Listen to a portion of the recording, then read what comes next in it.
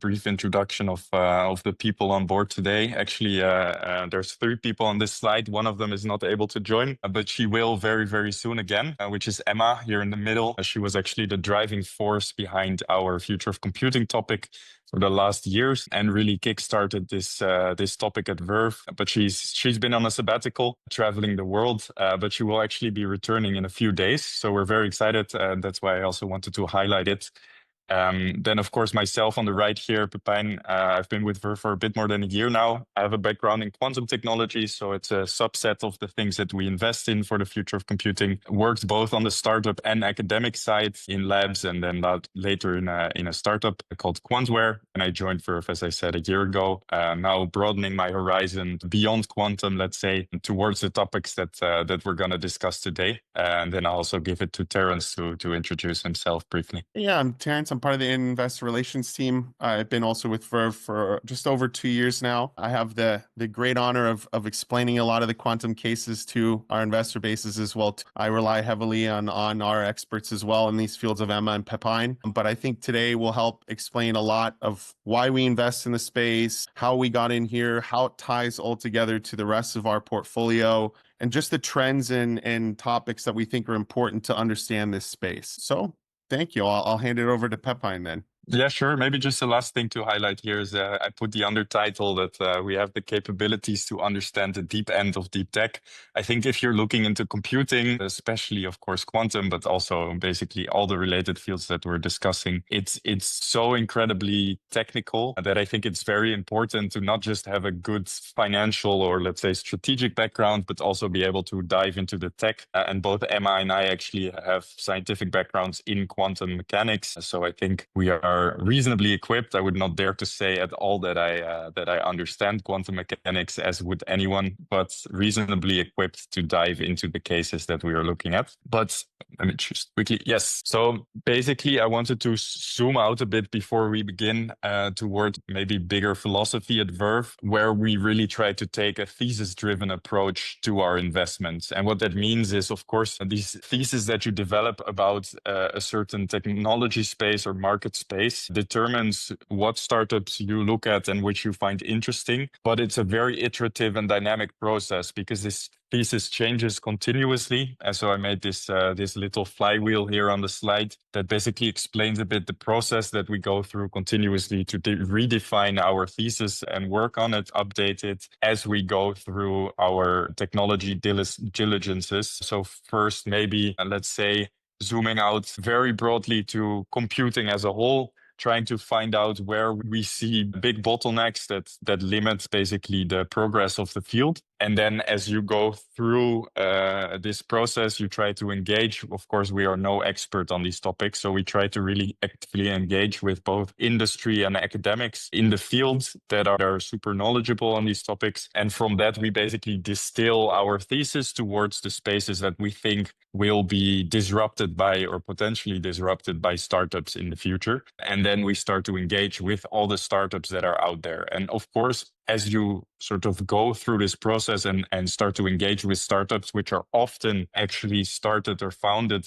by experts in the field. So we have a lot of PhDs that came out of academia with a great idea and they decided to start their business based on the ideas that they developed in their research. Same for industry people. And so as you talk and learn more about, let's say, a very big scope of startups in a certain subfield, you also get to redefine your thesis because you get a lot of views or different views on how they think that the space will develop. And then from that, we basically select or analyze and select the best startups or most promising startups that we see in these fields. And then we either come to an investment decision or not, because it also happens quite often that we say that either the market is not attractive enough, the business is not attractive enough, etc., or the conditions are not there, or it's too early. There's a very big multitude of reasons why we would not, let's say, invest at the moment in a certain space. But then we would go back to this flywheel, start, well, not entirely from the beginning, but try to really zoom out a bit again and redefine, okay, where do we want to focus our efforts? And so doing this, we actually source quite a bit of companies. So annually, we go through about 4,000 opportunities, 4,000 companies that are raising. Again, as I think most of you know, Verve, we only look at European companies. So that means there's about 4,000 opportunities just within Europe.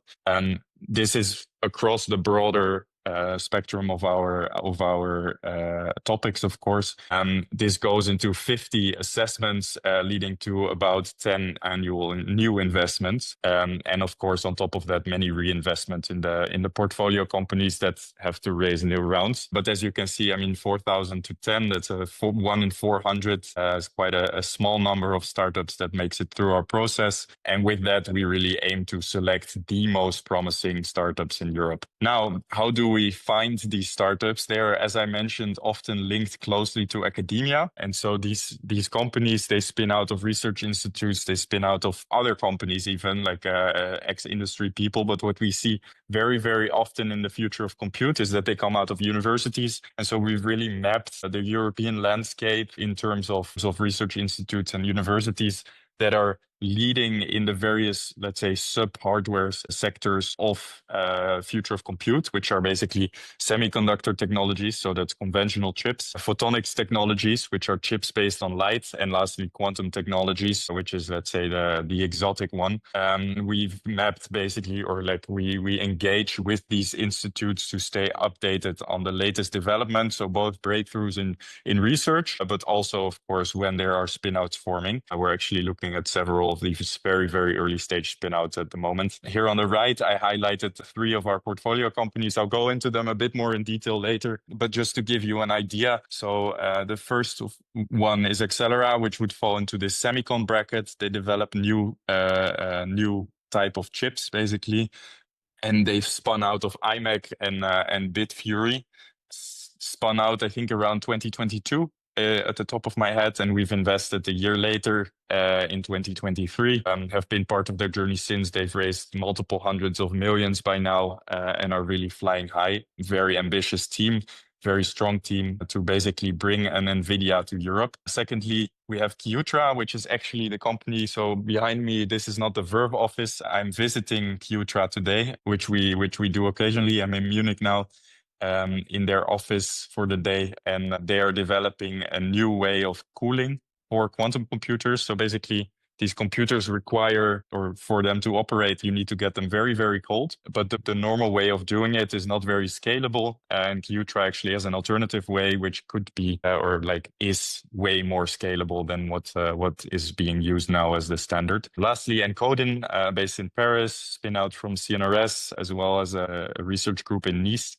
And they are building the world's smallest laser, as they say, which is used to basically send very small light signals from chip to chip to communicate between them. We've invested last year. And we're actually very happy to see the progress they made recently. Now, if I zoom out again a little bit, because I'm not sure how familiar everyone is with the topic of computing, so I wanted to give you just a very, very, very brief global primer of what data centers and computing look like. I mean, this is actually it's a very simple image, so it doesn't. So basically, on the bottom right here, you see what is called server. That's basically a chip. It's a simple, actually very, very advanced nowadays processor, like a GPU from NVIDIA or a CPU from AMD or Intel. And this is a piece of silicon that's mounted on a big PCB with a lot of memory attached to it, basically, and controlling electronics. These actually perform the calculations that you would do. And these chips, you don't have a singular one of them, but you use these you put them into a rack, many of them together. And then these racks are sort of stacked next to each other, as you can see in this image, to form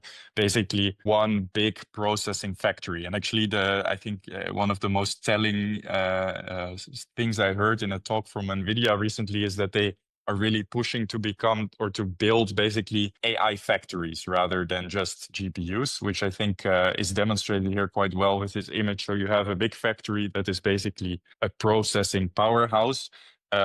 it is a powerhouse. It draws a lot of power from the grid, which you can see on the top right here. And with cooling, because these chips get rather hot and need to be actively cooled. And so this whole industrial machine then forms a data center, which is connected to you either through the cloud or through network, like the optical fibers that are going even into your home nowadays to go to your Wi-Fi router, basically.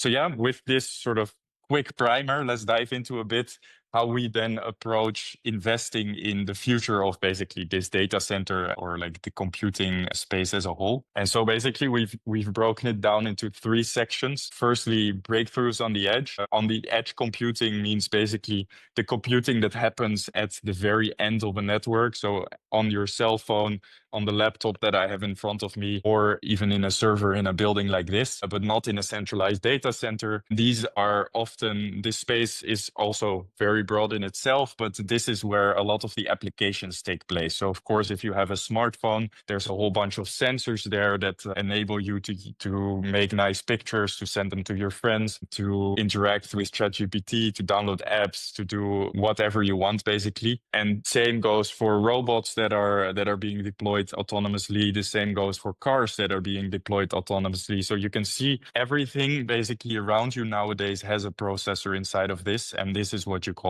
the edge. We think that this is a very important subtopic of the future of computing. Now, secondly, we invest in the infrastructure that is required for computing, specifically here, data centers and networks. So that means being able to uphold basically Moore's law or the scaling laws that are in place that drive the industry. They require us to make innovations in many, many areas, which I will allude or like elucidate a bit later. But this topic is basically to uphold Moore's law. And then the third topic would be disruptive computer platforms, which I think could be captured by something like More Than More or something, where it would really be a delineation of sort of the trends that we have today towards something that it's very hard to, let's say, fathom today. Things like OpenAI, for example, with large language models, things like NVIDIA with GPUs in the past, or Intel even in the very long past with processors itself, or with things like quantum computing or photonic computing as a future, let's say, step in this roadmap. But there's actually a second sort of way of looking at the thesis, because this, of course, breaks everything down into subtopics or technical subtopics. But there's a second very important thing, which is timelines, which is, let's say, the other axis that we look at when forming our thesis at Verve. Because as you can imagine, the more radical or more complex a technology is in its development, the longer it will take to get adopted, basically. And so, I mean, this is a very schematic diagram, and it's by no means sort of accurate, or it's just a quick sketch that I made. But I wanted to clearly distinguish between the technologies that are very near term. So those would be upgrades over existing, or let's say incremental improvements on existing technologies that are already being developed largely within the incumbents in the space. So you can think of a next processor iteration. You can think of maybe a new way of or a faster network switch. That is linearly faster, not dramatically faster. Then secondly, you have medium term, in which maybe the technology milestones or what is required from the technology is already rather clear, but there's still a lot of, let's say, innovation, but also adoption that needs to happen to get there. This is where a lot happens in the R&D departments of incumbents, but this is also where we already start to see that startups can get a meaningful chunk of the pie in the future. And then lastly, we have long-term technologies, which are technologies where it's still not quite certain maybe what will be the eventual application, or what will be, especially how large will the impact be of these technologies. So think of something like quantum computing, where the roadmaps are largely led, so they are usually more ambiguous, and they're largely led by the breakthroughs that happen in the meantime. So they are updated every year, and they change drastically over time still. Then as a last thing would be the very far future, in which who knows what happens. Of course, there are certain technologies that might proliferate after, I don't know, 20 years or 30 years, but it would be very, very difficult to, one, predict what these will be. So, and then two, of course, that invest in startups that will make it throughout this time period. But thirdly, it's also not very compatible with the return timeline that you typically see in VC, which is up to, let's say, 10 years. And so that's why I would say that this middle section is more of the golden zone for VC investments in computing hardware. So between, let's say, adoption between 3 years into the future up to 13 years into the future, because that is a place where, one, the risks in tech and market developments are, let's say, you can reasonably analyze them. But more importantly, especially looking at earlier timelines, there's still a meaningful part for startups to play, which is something that I really want to stress, because that is incredibly important for also the future of Europe, for example. Now, going back to, let's say, the topical investments, because that is ultimately what drives sort of where, let's say, in which spaces we dive deeply into. I want to zoom in a bit on the first one, so breakthroughs on the edge. So as I mentioned, edge computing would be anything that computes at the very end of a network. And these are basically, or let's say the innovations that we see, they drive computing or new computing applications in our everyday lives. So think of indeed things like smartphones, robots, maybe you have a vacuum robot in your house. These are all innovations that have happened in the past that have really disrupted edge computing, basically. And so within this subset of the thesis, we look at new platforms or new computing processors to be used on the edge. So think of Accelera AI from our portfolio that I mentioned before. We look at sensors, which are crucial basically in driving sort of the next level of computer-human interfaces. And lastly, we also look at the application side of things. So in the future, you can think of robotics going more and more into our lives, or things like augmented reality, which, as you might have seen with recent Google and Meta publications, is also starting to take off more and more. The market here, we see very high growth in it. So startups that are able to capture part of that growth and part of the future market will be able to become very significant companies in the future and hopefully give us good returns. Accelera itself falls very much on the, let's say, computing on the edge side. They make processor hardware and software, which allows you to do what you call inferencing, which is running or, let's say, inquiring AI models or from AI models locally on the edge, but with much, much higher efficiency, because you are often very constrained in the power that you have on the edge. Now, second topic would be enabling computing infrastructure. So again, here we are trying to uphold Moore's law. So as you know, Moore's law basically means that we have the density or the transistor count on our chips increases exponentially. So we see a doubling every few years. And secondly, we also see as what we call the memory scaling law that the basically memory bandwidth, so the number of data that are exchanged like between processors, also grows with this, which you can see on the graph here on the left. And that means to be able to push this further and further, we need to drive innovation. So this is, for example, where ASML became one of the most important companies, because they were able to go to these smaller and smaller and smaller sizes for transistors to be able to fit more and more of them into a processor and be able to then, with that, basically grow the transistor count exponentially. Same goes for Encoding of our portfolio, here illustrated on the right.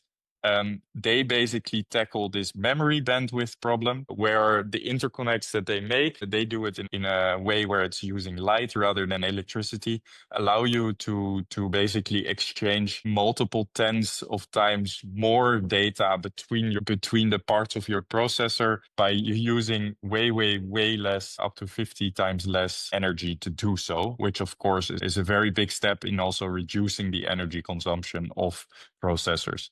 Now, in this topic, which again is very broad. We broke it down in 4 subtopics. So those would be photonics for communication, which is what encoding falls into. This is basically build networks that are ever growing in data sizes or in exchanging data. Secondly, memory technologies, because as you can imagine, the more data we use and process, the more also needs to be stored, and needs to be stored both long-term but also very short-term. And it's one of the biggest problems and most expensive parts actually of a current processor is just the memory. And so there's a lot of startups and big companies that are trying to disrupt this market.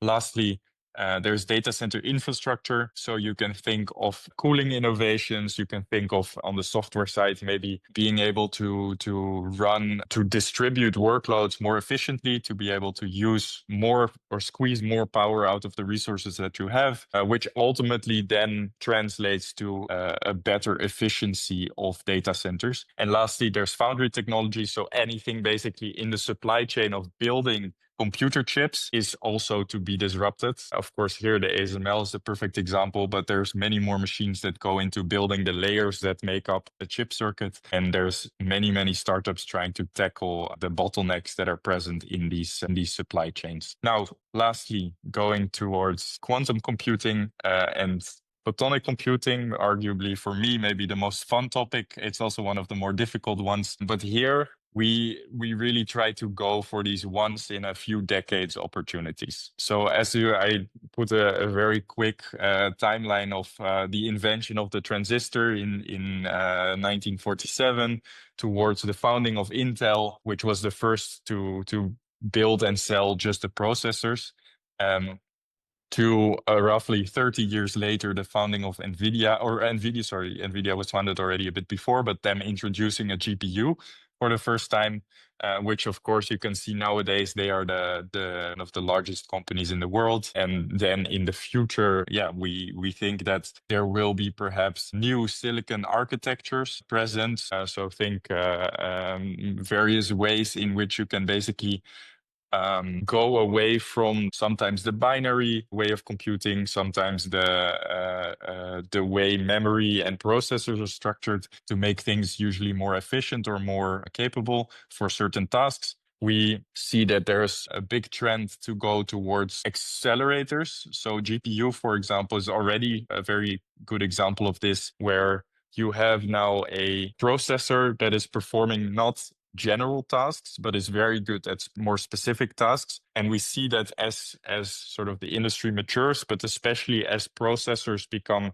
sort of disaggregated into these small blocks, you can start to see more specific accelerators to take place. So for example, building or in training an AI model or large language models, I should say, one of the most common operations, 99% or more than 99% of the computing power goes to what you call matrix multiplications or multiply and accumulate functions, which are a simple mathematical step, which GPUs are already quite good for, but you can sort of imagine that there might be processors that do this very specific mathematical step in an even more efficient manner. And they will be then the future, like let's say the GPUs of the future in 10, 20 years that are building companies as big as NVIDIA. So this is what we say with disruptive computing platforms. And then lastly, there are things like quantum computing, which are more exotic, that go away completely from basically the very element of the very basic element of the computer, the transistor,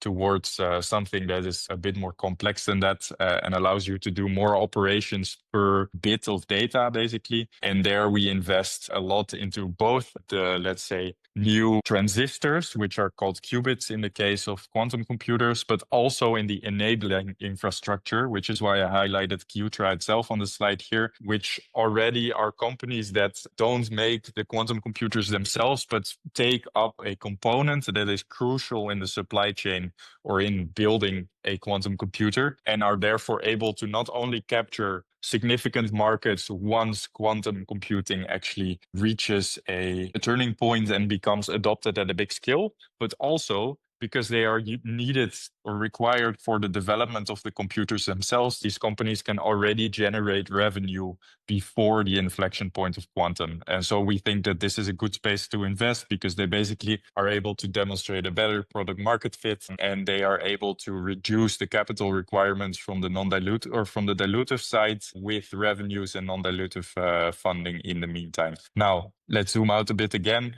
because this was a lot of information. So basically, we covered 3 topics. First of all, what you call breakthroughs on the edge.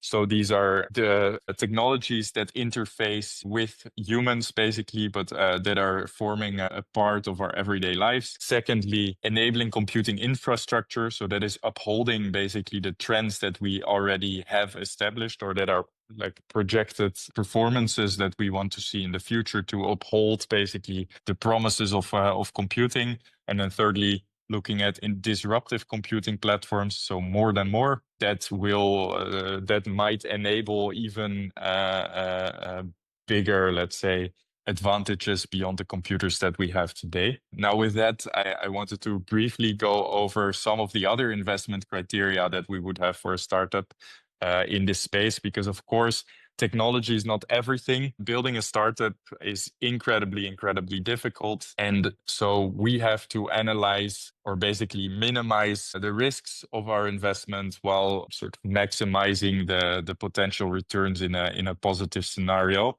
to have the best risk reward profile that we can get. And so you can think of things. So first of all, of course, startups has to solve a very important or key bottleneck, because this is ultimately what gives the startup big value. So in the case of NVIDIA, of course, it was being able to do certain processing, in their case, in the early days, graphics processing much more efficiently. In the case of Qtra, where I am today, it would be being able to do cooling in a way where you don't rely upon very critical resources that are super scarce and expensive. And in the case of an encoding, it would be to allow you to do data exchanges much faster and much more efficient. So this bottlenecks become solved. Secondly, the entry point matters. So as I told you before, the technology timelines should be long enough to allow startups to build a meaningful momentum and moat basically before the rest of the industry or the big players in an industry also jump on it. Of course, they already will likely be developing similar technologies or looking into similar technologies in their R&D labs, but they maybe don't already have a full, let's say, product team dedicated to what you're building. And of course, this span of let's say 3 years to 10 years of investment timeline or time to market is still quite a broad range. And the strategy that you apply in for this time is very different. So whether you are a startup that wants to go to market in 3 years or in 7 or 8 years, that's a very different game. And now for this, you need to build definitely the right network. People are incredibly important, especially in the computing field. It's actually a relatively, let's say, old-fashioned field in a way, having relevant industry connections, getting experienced people on board that bring with them not just the knowledge, but more importantly, also can open doors for you in places that otherwise you would not be able to get into, and get basically your name out in the broader field of computing is incredibly important. And therefore, you should also definitely explore strategic collaborations with larger parties, with smaller parties. Inter-startup collaboration is also something that we advocate a lot. But of course, the startups have to be very wary also of collaborating with large parties, because they might not have the same aligned incentives always. A large company might also be very happy to steal your idea if it's really crucial to their future business. Therefore, fit your strategy with your business model. So what I mentioned before about timelines, the same applies to actually whether you want to go for an IP licensing company, whether you want to do component sales, whether you want to build a vertically integrated product.